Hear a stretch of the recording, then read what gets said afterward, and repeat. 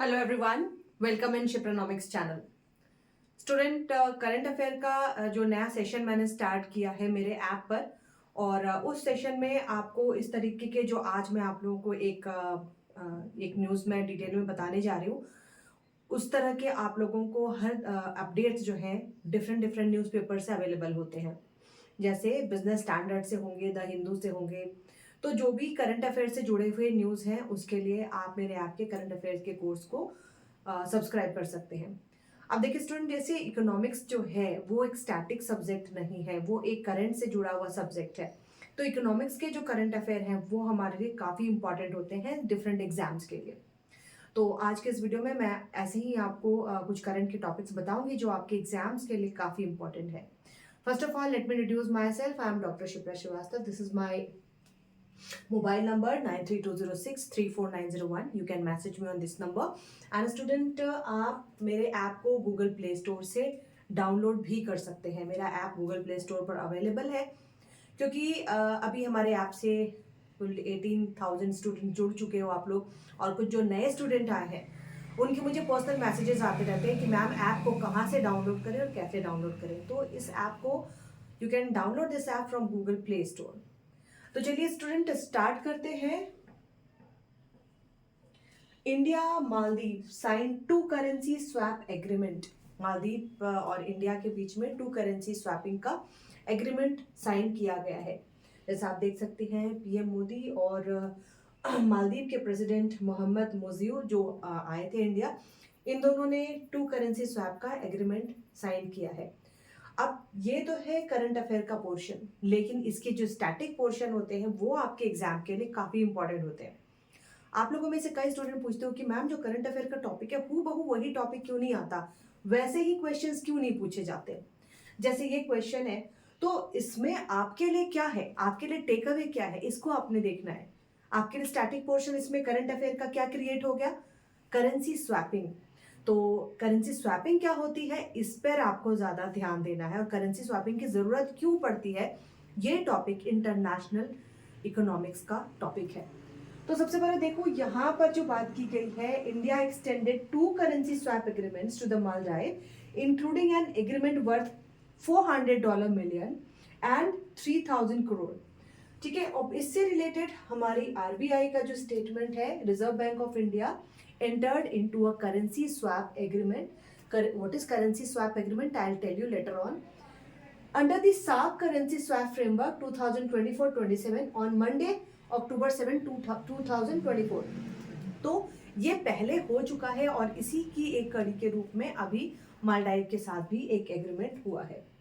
अब देखो, under this agreement MMA is eligible for financing support from the RBI amounting $400 million।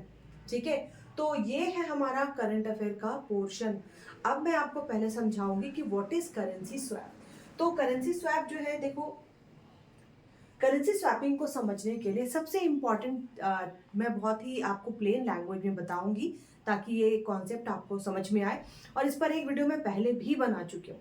मान लो कोई दो कंपनी के टर्म्स में मैं बात करूं, कोई दो कंपनी है, जो एक कंपनी इंडिया में काम कर रही है और एक इंडियन कंपनी वो अब्रॉड काम कर रही है। ठीक है, हम लेके चलते हैं, चूंकि मालदीव की बात हमने की, एक कंपनी मालदीव की है जो इंडिया में काम कर रही है, और एक कंपनी इंडिया की है जो मालदीव में काम कर रही है। Let's write it.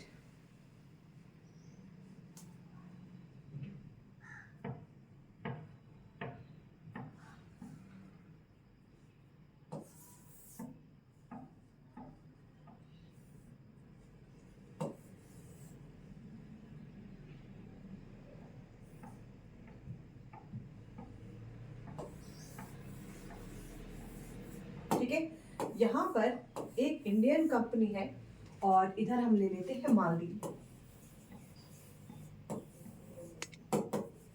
एक कंपनी जो है वो मालदीव की है। ठीक है, इंडियन कंपनी अगर लोन लेना चाहती है इंडिया में, तो वो आराम से इंडियन रुपीज में लोन ले सकती है, उसको कोई ज्यादा प्रॉब्लम भी नहीं होगी, क्योंकि अपनी कंपनी है। रुपीज में लोन लेना है तो आराम से यहाँ मिल सकता है। इसी तरीके से जो मालदीव की कंपनी है, वो मालदीव में अगर लोन लेना चाहे तो वहां की जो करेंसी है उसमें उसको आराम से लोन मिल सकता है। लेकिन क्या हो, अगर ये इंडियन कंपनी मालदीव में काम करने को आती है और मालदीव की जो कंपनी है वो इंडिया में काम करने के लिए आती है।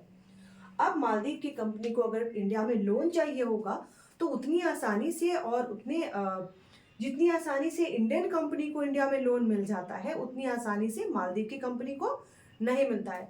तो यही बात इंडिया के साथ भी है। इंडियन कंपनी अगर मालदीव में चाहे कि आसानी से लोन ले ले, चूंकि ये फॉरेन कंपनी है, ठीक है, बहुत सारे एक्ट होते हैं, एफडीआई के एक्ट होते हैं, तो उसके अकॉर्डिंग इंडियन कंपनी को मालदीव में अगर वो चाहे कि मैं इन्वेस्ट करना चाहता हूँ, मुझे कुछ लोन की जरूरत है, तो मुश्किल है। तो ये कंपनी जो इंडियन कंपनी है ये इस मालदीव के कंपनी को क्या कहेगी कि आप मेरे बिहाफ में मालदीव में आप लोन ले लो, आपके बिहाफ में मैं इंडिया में इंडियन करेंसी में लोन ले लेता हूँ। फिर हम क्या करेंगे, फिर हम दोनों स्वैपिंग कर देंगे, ठीक है, आपकी करेंसी से लिया हुआ लोन और मेरी करेंसी में लिया हुआ लोन हम स्वैपिंग कर लेंगे। अब आप सोचोगे कि मैम ये तो इलीगल है। नहीं, this is not illegal, this is legal. ऐसा होता है, कंपनीज इसी तरह से रन करती हैं।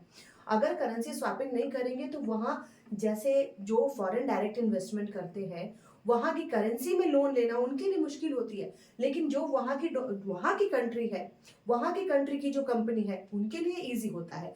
तो currency swapping this is a legal procedure, इसमें कोई प्रॉब्लम नहीं होती है और साथ ही साथ दोनों कंपनी जो है अब्रॉड में अच्छे से काम भी कर पाती हैं, ठीक है। तो ये थी करेंसी स्वैपिंग, जिसको समझना जरूरी है।